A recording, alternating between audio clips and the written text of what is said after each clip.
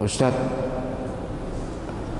apakah benar mengingkari zuriyah Nabi itu akan dilaknat?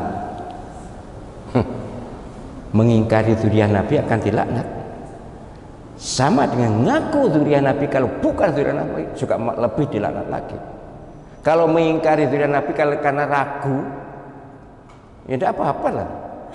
Bukan rukun iman kok. Kalau pasti zuriyah Nabi, ya harus kita akui dan kita hormati. Tapi sebenarnya menghormati zuriyah itu bukan hanya zuriyah Nabi, semuanya. Hanya memang Nabi SAW ketika akan wafat titip keluarganya. Tapi siapa keluarga beliau, itu masalahnya. Yang sekarang diramaikan kan diragukan berdasarkan ilmu ini dilakukan. Ya sudah, kita tetap menghormati orangnya. Soal pengakuan zuriyah Nabi jangan dibesar-besarkan, membuat sombong. Apalagi kalau kita mendengar ceramah-ceramah orang yang ngaku keturunan Nabi tapi kemudian membuat hoax. 70 kiai tidak lebih terhormat dibanding satu Habib yang bodoh. Itu saya menonton videonya, tahu orang yang mengatakan. Jadi satu Habib bodoh lebih utama dibanding 70 kiai. Ini jelas terlaknat orangnya begini. Ya bagaimanapun, andai kata ada, ya tidak begitulah membandingkannya. Bahwa keturunan Nabi itu malah dikomentari. Karena apa? Karena keturunan Nabi itu walaupun misalnya jadi gila misalnya, tetap keturunan Nabi. Sementara ulama atau kiai kalau jadi gila, ya hilang ulamanya, kiainya. Nguni analisisnya menangi dewi. Yang jelas saya tidak setuju, dan saya yakin orang waras tidak setuju. Kiai yang beneran ya, kiai yang kiai betul, yaitu kiai yang alim dan soleh, itu kiai. Keturunan siapapun. Jadi tidak benar ini kalau ada orang mengingkari zuriyah Nabi dilaknat, itu tidak. Apalagi kalau sudah tahu ternyata berdasarkan beberapa disiplin ilmu memang batal, ya sudah. Tapi jangan menghina, jangan mengejek, jangan melecehkan, jangan meremehkan. Kita hormati sebagaimana sebelumnya kita hormat. Teman-teman saya para habaib tetap saya hormati. Saya tidak mempermasalahkan dia nasab siapa, tidak pernah menanyakan begitu. Jadi sesungguhnya lah soal nasab ini harusnya saling menyadari bahwa dalam hal nasab ada dipermasalahkan, ya sudahlah, berarti ada masalah, ya sudah. Jangan lalu keluar-keluar dengan segala macam sumpah serapah. Apalagi kemudian muncul ajaran-ajaran khurafat itu dari mereka yang mengaku keturunan Nabi, bahwa ada leluhur mereka yang sanggup mi'raj satu malam 70 kali. Bayangkan, menemui Gusti Allah. Saya tidak usah sebutkan, tapi ini jelas mereka ini. Saya juga nonton videonya loh.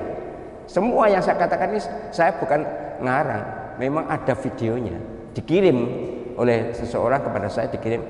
Jadi mi'raj 70 kali satu malam. Nabi itu seumur hidup hanya satu kali.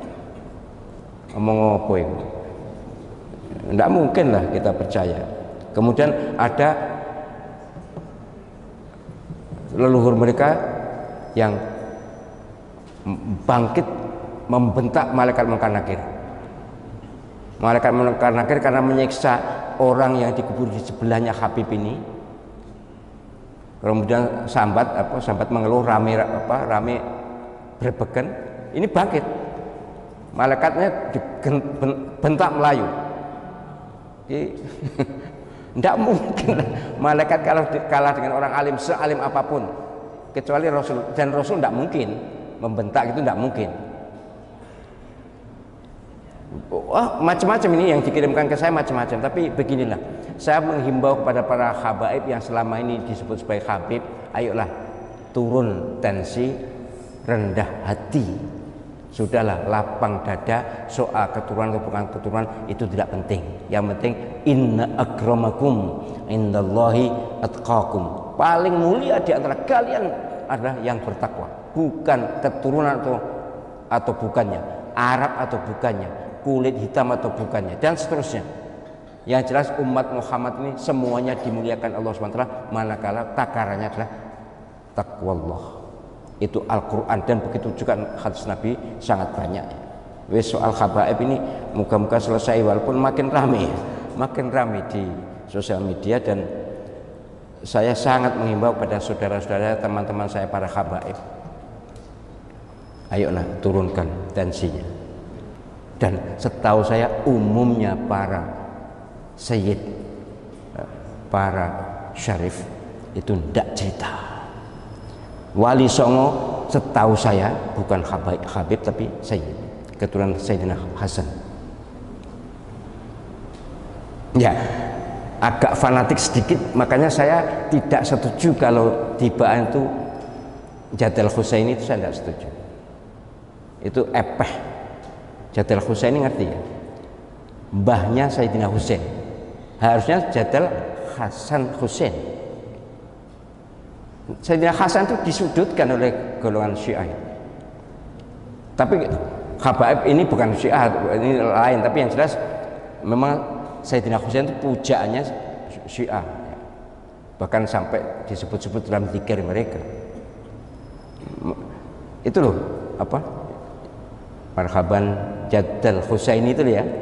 Marhaban Jadal, mestinya Hasan Husain atau Hasanaini.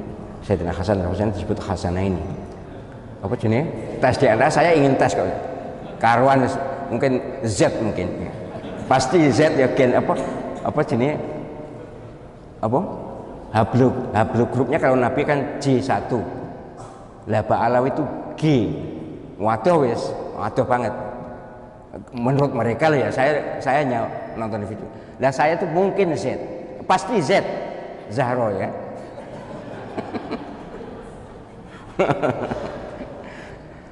Ya, tapi maksud saya gini loh, ayolah kita sadarkan diri dan sadari diri. Keturunan siapapun harganya bukan di nasab, tapi harganya nilainya bukan di nasab tapi di ketakwaan. Kok diarani bukan keturunan Nabi nesu, saya ragu ketakwaannya. Mohon maaf ya, mohon maaf. Diarani bukan keturunan Nabi terus nesu apa sih? Marah kemudian mencak-mencak lalu provokasi, saya malah ragu. Iki lha apa? Ada apa ini? Orang ini ada apa? Yang semula sebelum saya tahu saya ini bukan ahli nasab tuh. Saya tidak ahli nasab, sehingga saya ya ikut-ikut aja jadi keturunan Nabi ya saya tak hormati lebih daripada yang lain. Tapi ketika tahu begini, kemudian yang bersangkutan marah, harganya turun di bawah 50%. Gak patek energani di hadapan saya, di hati saya. Ini orang apa ini? Kalau dia tahu ajaran agama, kenapa mesti marah?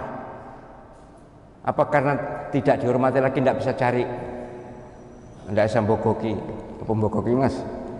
Ya memang saya ada cerita dan melihat dengan mata kepala waktu kecil. Mereka ini suka minta maksa, suka jual maksa. Bahkan di Madura kasus jelas istri suruh mencerai kemudian dinikahi.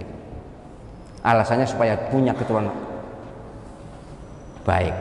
Aku gombal banget itu.